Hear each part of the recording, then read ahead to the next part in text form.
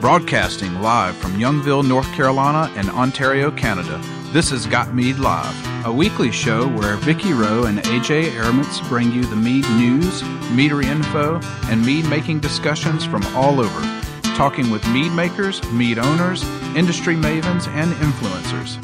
This is Got Mead Live, a weekly podcast about mead and the people who love it and where the mead world is going. And now here are your hosts, Got Mead owner Vicki Rowe and mead and wine maker AJ Airmans.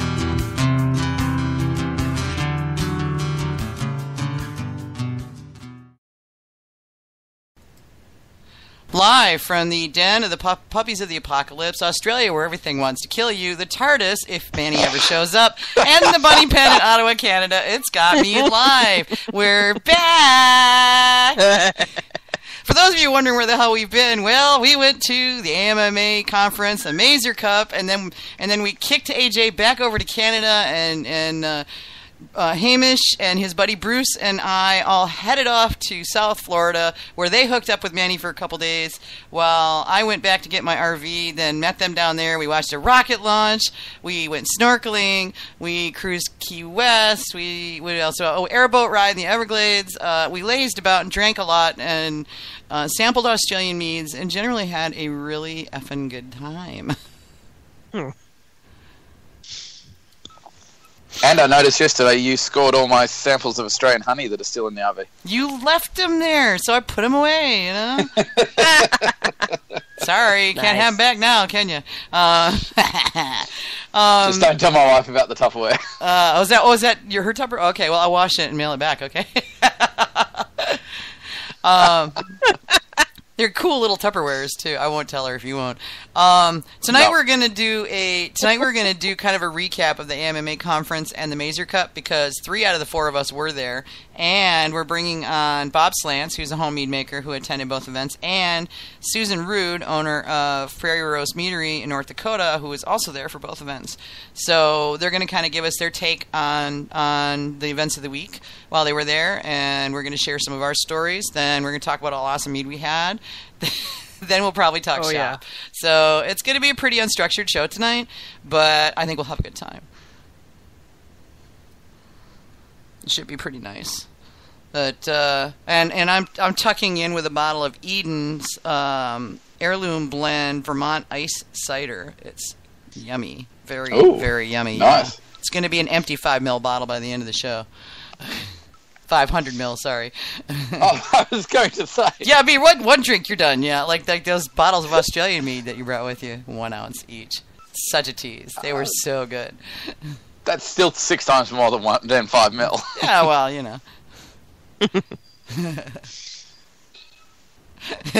He was just saying it's always unstructured. Well, kind of. We, sometimes we have Sometimes we actually do have a plan. It's just a matter of whether or not we follow it. Yeah. For reasons of professionality, I normally don't voice that, and I intentionally write it in the background. And then you always read it out. Because it's funny. Who said we were professional? Yeah, and it's funny, We were getting paid a lot of money to do commercials, that would be a different story. But we're not, so, we could be any way we want.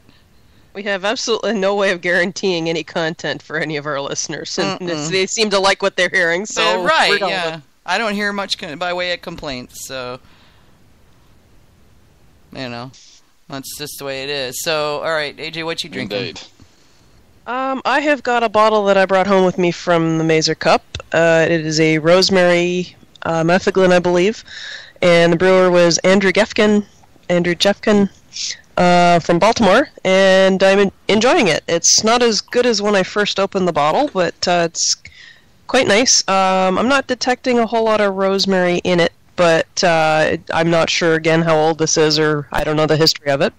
But it's a very pleasant mead, and I'm enjoying it. Cool. And Hamish, you're still lagging, yeah? Hamish? We lost Hamish. Oh no, they killed Hamish.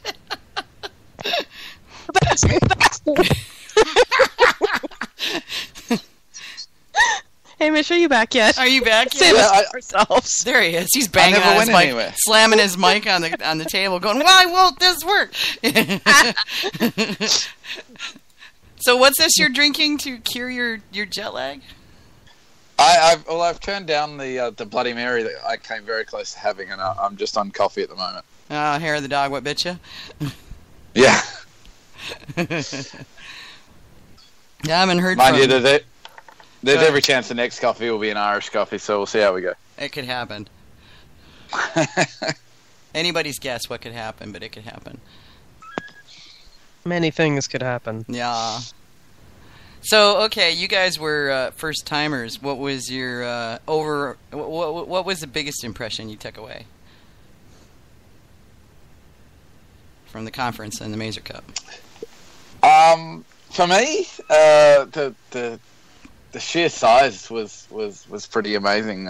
We have a wine competition here which gets to about 700 entries.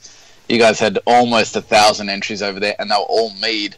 So that was pretty awesome. Also, the number of people in the organisation. I studied the process and all the stuff that goes on behind the scenes to actually get everything judged, and the style of judging, and the fact that everything gets judged by 3 judges, which is just sort of phenomenal to even conceive of, and the speed at which you get through it all, and that was probably the biggest thing, besides just how cool everyone is. And we are a pretty cool bunch. Like, yeah, I know that, and I've got that over the years, but in person, like, lots of, like, it's just different when everyone's there, and the parties and the mead that just flows, and the fact that nobody, especially Sergio, if you're listening, really understands that I wasn't really drinking all that hard, so laughing at me the next morning was sort of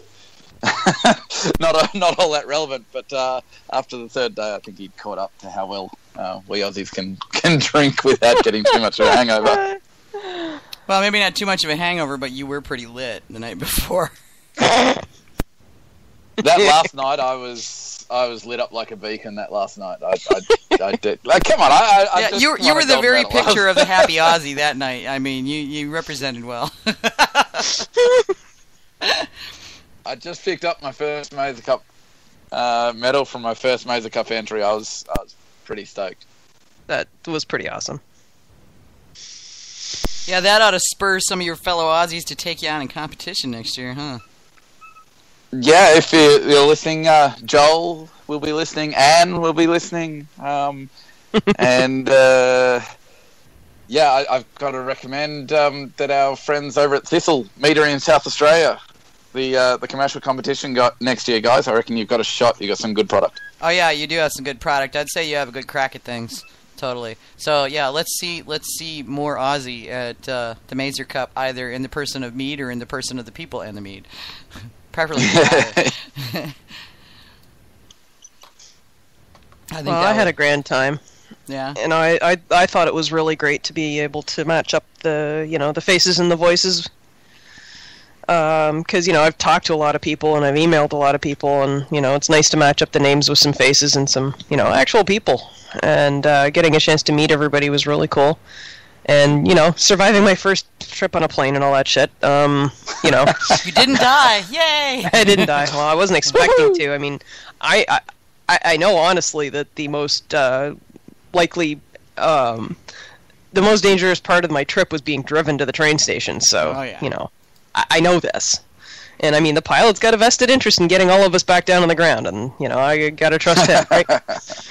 Or her. And so it was just really cool. And I think probably the best takeaway I got, aside from seeing how the Mazer Cup, getting stuff to the tables and getting the marks back and all that stuff, that works like a well-oiled machine, and I was glad to have been a part of that, because getting a chance to see it was awesome. But I think the most important take home for me was getting to try all these things that I don't normally have access to. getting a chance to run around the pouring room and try some of the drugs after everybody was done with the bottles, just because, I wonder if this one tastes as good as it smells. Oh, it doesn't. Okay, good to know. Or, so disappointing that can happen. It should at least smell and taste alike. That way you know before you go in, Yeah, you'd think, but and getting a chance to taste some of the award winners was awesome as well. I'm going to bring in most commonly if they'd... Go ahead in just a second, Haim, and I'm going to go ahead and bring our people in and, keep talking. I'll greet them when they get here. No worries. So most commonly, if it tastes different, unfortunately, it's going to taste worse than it smells. However, there was one particular mead at the cup that the judges showed me while I was stewarding that was actually a whole lot better tasting than it smelt, which was quite a surprise. Hello. Yeah, there is a fair number of those that smell amazing, and then you taste them and you're like, what happened? It's like a different mead. Yeah. And it's sad. There was one that went the other way. Yeah, that's unusual. It happens from time to time, though, because every now and then there's just not much of a smell to it, or there's something a little bit weird with the smell that doesn't transfer into the taste. Yeah. Normally a little bit of sulfur muting the nose, yeah. So we got... is that Bob we have there? Yeah, we got Bob Slanz, and we got Susan Ruud on the line. Welcome. Hello. Hi. Welcome. Good. Susan probably doesn't want to talk to me anymore today after how long was our meeting today? It was a little long, but it's okay. Long. It was a good meeting. It was interesting. It was. Yep. So, welcome to the show. I mean, we're basically just kind of, doing just kind of an online reminisce to, give people an idea of what it was like if they weren't able to get there. So, curious what, I mean, Susan, you've been before. Bob, have you been to the Mazer Cup before? I can't remember. No. Okay, so this was the first one for you. Okay, so Susan's an old hand, but the conference was new to you because we'd never had one before, and right. And Bob's new all the way around. So I'm really curious, what your biggest takeaways were, and what you saw there, and experienced. For me, I guess it was just wonderful to have the conference added to it. That definitely added a whole new perspective. In the past, it was always just you met some of the more local home mead makers. This year, I think I saw a few more home mead makers from other places than I'd seen before, and possibly the conference actually drew them for that. And I found it, very, my biggest excitement about the whole thing is just getting to, I don't know if you call it hobnob or just visit with all the other professional mead makers and get to just bounce questions off of them and throw ideas out, and you just have some great conversations. Well, and that part is phenomenal. Carvin getting that awesome suite, so we all had a place to hang. That was the bomb diggity. That was pretty cool. That was. That. And if you were ever looking for Bob, that's where you could find him. Yeah. And his mead, which was really cool. And somehow I missed every single one of them, so I'm just going to have to go to New York and get a private tasting. Yeah. I don't know how I did that. They were okay. They just went quick. Yeah, well, they must have been better than okay if they disappeared that quickly. Yeah. Yeah, they were. They were good. Hamish really liked them. I'm surprised you actually remembered. Yeah.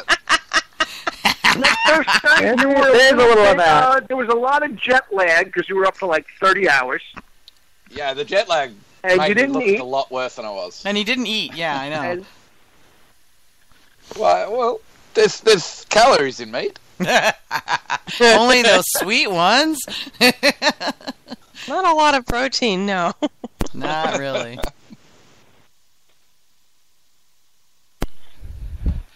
So, what about you? What about you, Bob? What'd you think of the whole thing? Well, I'm not really looking to go pro, so I thought that the conference was really geared to the pros, like Susan said. Yeah, this year it was because those were the people who responded to talk. And and I understand that. It's you got to go once to see it for yourself. Yep. And next really year it's going to be a lot more. There's going to be a lot more stuff about home mead making or just mead making in general. Than just how to run a business. That'll be part of it. But my plan is to provide a lot more, not